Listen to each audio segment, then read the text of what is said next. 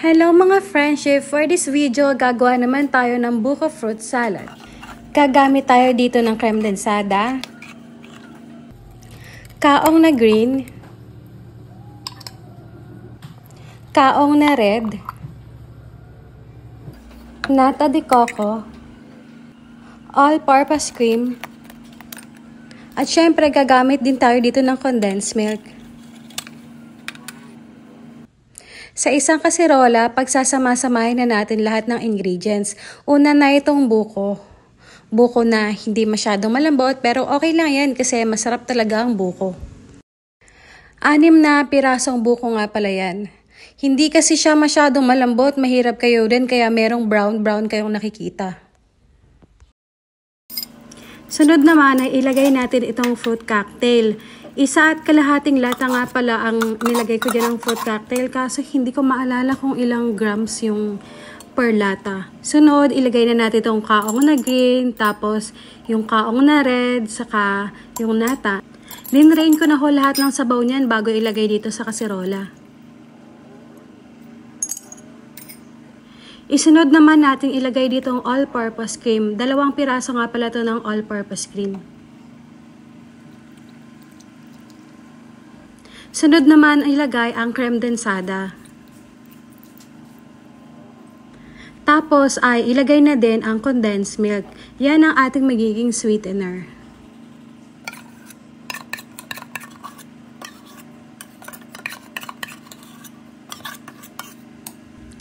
Nailagay na lahat ng ingredients kaya imekos-mekos na yan insan. Kailangan imekos natin mabuti yan para mag-mix lahat ng ingredients. Sunod naman ay ilalagay natin to sa maliliit na cup para alam mo pagka isa-serve niya, sarili-sarili na nalagyan, hindi yung sharing pa. Para sa akin lang, mas maganda to. Saka bawas urungin na rin or bawas hugasin na rin kasi tuloy tapon na to. Hindi kagaya yung ilalagay pa sa platito or sa tasa tapos ang dami-daming hugasan. Nakakatamad na maghugas. Sa dami na hugasin, di ba mga insan?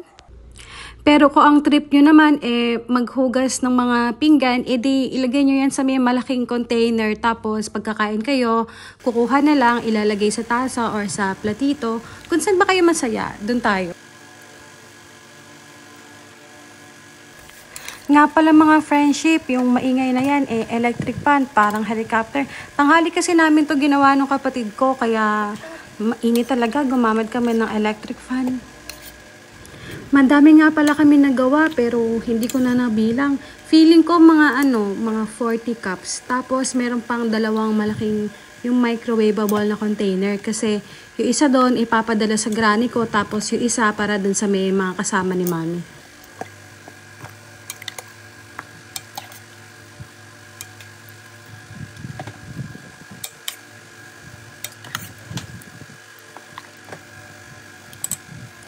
Ayan, patapos na tayo mga insan. Nakaka-happy, ang dami-dami namin nagawa ng kapatid ko.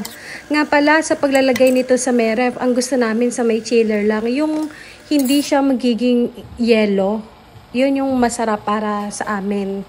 Tapos, kailangan lang naman overnight or at least 4 hours siguro. Ayan, kung nakikita nyo sa chiller lang namin nilalagay kasi ang gusto lang namin siya yung lumamig na medyo malapit ng mabuo, pero hindi siya yung nagyayelo. Kasi pag nilalagay sa freezer, alam mo yung kinukutsara mo na parang tutusukin pa ng kutsara para kainin, tapos nagyayelo pa siya.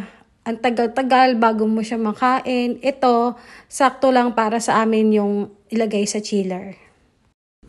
Salamat sa panonood mga friendship. Happy New Year ulit. Bye!